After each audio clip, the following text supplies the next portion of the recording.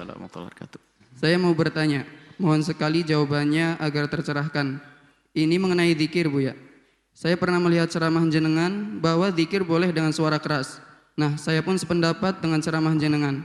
Tapi kebetulan saya menemukan video di akun medsos bahwa di video tersebut jamaah zikir campur baur, lelaki dengan perempuan hingga berjoget-joget, seperti orang kehilangan kesadaran. Dan ada yang perempuan sampai kerudungnya dibuka dan joget sampai auratnya kemana-mana. Di Indonesia banyak sekali, Buya, zikir-zikir yang seperti itu. Gimana pendapat jenengan tentang tata cara zikir seperti di video tersebut? Ilmu saya masih sangat rendah. Di video tersebut ada beberapa yang komen bahwa itu torikot. Tapi kata hati saya, torikot sepertinya tidak demikian. Jujur jika ini salah, saya takut jika aliran seperti ini berkembang. Dan jika ajaran ini benar, saya juga butuh jawaban yang meyakinkan hati saya agar saya tak perlu khawatir dengan hal seperti ini. Terima kasih. Wassalamualaikum warahmatullahi wabarakatuh. Waalaikumsalam warahmatullahi wabarakatuh. Yang pertama, sungguh sangat ketinggalan orang yang masih membahas zikir itu boleh tidak keras atau harus pelan. Suka-suka ente mengangkat suara, yang penting jangan ganggu tetanggamu. Berzikirlah. Sudah umum. Ini tidak perlu dibahas ini. Inna raf'a sawti, mengangkat suara, ya. Bidzikri, dalam zikir, dalam Bukhari meriwayatkan.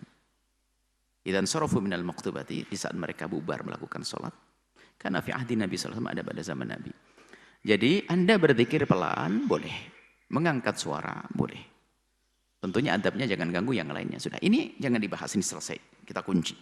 Kalau orang masih ini mundur dia. Lah ini baru berkembang ini.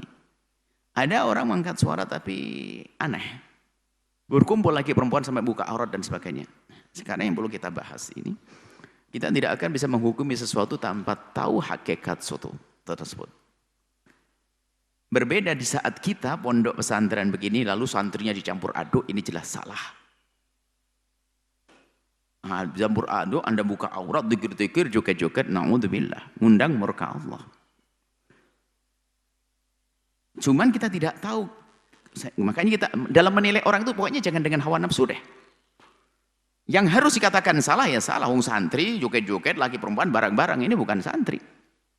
Atau orang yang biasa di majelis taklim ngerti adab, ngerti aurat, ngerti haraman kok masih campur aduk. Cuman bisa jadi itu terjadi bukan di tempat semacam itu. Saya tidak tahu hakikatnya, makanya kadang-kadang pertanyaan yang dihadapkan pada kami itu kami hati-hati, takut. Kita tidak tahu hakikat. Bisa jadi itu adalah orang yang nggak pernah kenal zikir. Di sebuah tempat, orang bekerja, mungkin di sebuah pasar. Atau bagaimana. Atau tempat ini lagi perempuan, Masya Allah, tidak karu-karuan. Tapi kemudian dipanggil, kita ngangkat suara sebentar. Boleh mau dengar saya sampaikan sebentar? Apa? Yuk kita ingat Allah sebentar. La ilaha illallah. Semua yang ikuti pasar, la ilallah. Ada yang pakai baju, rok pendek. Ini. Nah, kalau kisahnya begitu ya. Bukan suatu yang terlarang, ingatkan kepada Allah. Makanya kita juga jangan serta-merta menilai deh. Cuma, kalau memang dalam keadaan normal diundang untuk menghadiri zikir, kemudian di tempat itu berkumpul lalu ada yang buka urat segala macam, itu mengundang murka Allah. Tapi kalau tujuannya adalah mungkin di tempat yang memang sebetulnya ada tempat yang di situ tidak pernah digunakan untuk berzikir, lalu kita gunakan untuk berzikir menjadi baik. Terserah keadaannya orangnya saat itu. Karena di hari-hari pertama, di awal-awal dakwah kepada mereka. Baru setelah itu dikenalkan nanti kepada syariat, menutup aurat dan sebagainya, perlahan demi perlahan.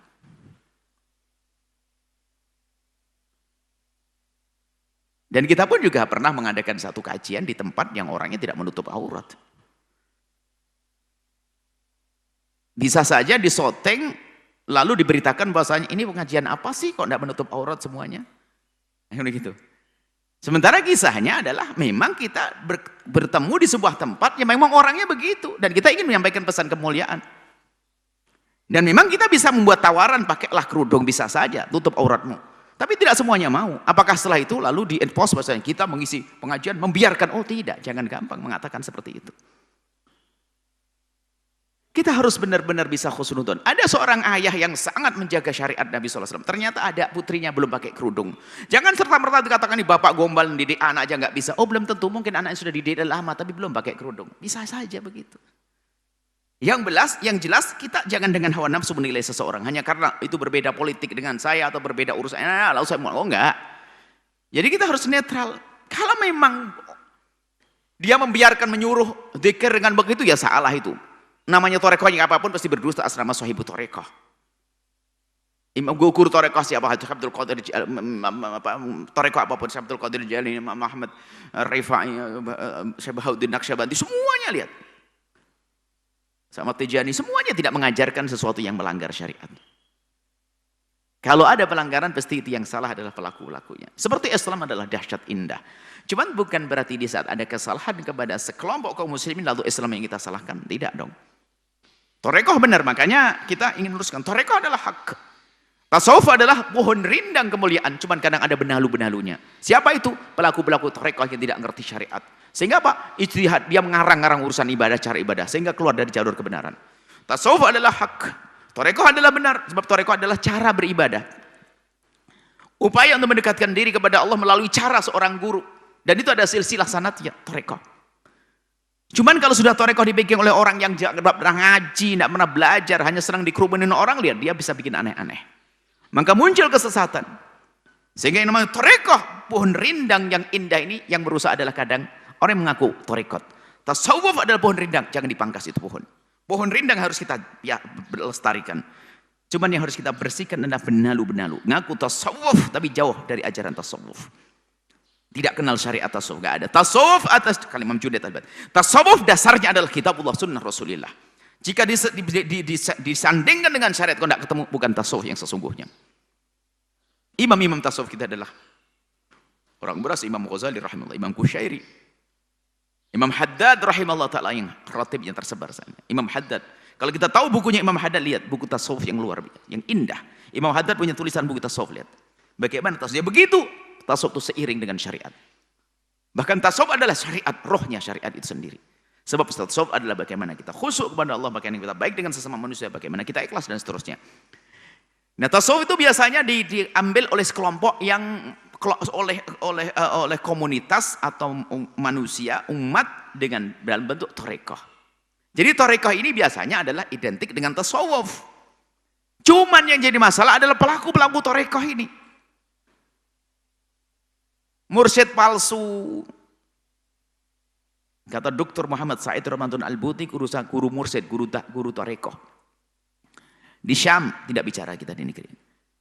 Di Syam, waktu beliau menyebutkan, orang yang mengaku murid saja. Ada guru-guru torekoh. Beliau menyebutkan ada guru-guru torekoh. Untuk menjadi murid saja tidak pantas sebagaimana mengaku guru torekoh. Tidak berpegang dengan syariat Rasulullah. Ya kayak tadi, dikit-dikit ngumpulin lagi permainan. Ini bukan torekoh. Jangan percaya torekoh. Itu mencoreng torekoh. Jangan diikuti mereka. Kecuali tadi yang kami sampaikan, jika itu momennya gimana sih? Kisahnya itu seperti apa? Kalau kisahnya kita datang ke sebuah pasar, ini keramaian, lalu kita ajak, hei hamba Allah, yang kamu punya Tuhan, tidak punya Tuhan, besar Allah, Allah, yuk ingat Allah, la ilaha illallah, la ilaha illallah. Oh, ngajak ingat Allah. Ya keadaannya macam-macam dia. Itu diperkenankan yang demikian itu. Yang menjadi masalah adalah seorang mengaku guru torekoh, ngumpulkan orang lagi perempuan, Masya Allah sudah tempatnya acak, lampu dimatikan, tidak tahu ngapain. Wah ini kacau lagi. Dan kami mendengar kisah semacam itu, tapi kami selalu di negeri saya itu jangan, semoga nggak benar deh kisah itu. Karena itu mencoreng tasawuf, mencoreng torekoh. Semoga Allah menjaga kita semuanya. Jika ada yang salah jalannya, semoga Allah kembalikan di jalan yang Allah ridhai benar. Dan diridhai oleh Allah, wallahu a'lam bishawab. Setelah Anda menyaksikan video ini, jangan lupa berselawat kepada baginda Nabi Muhammad sallallahu alaihi wa alihi wa sahbihi wasallam.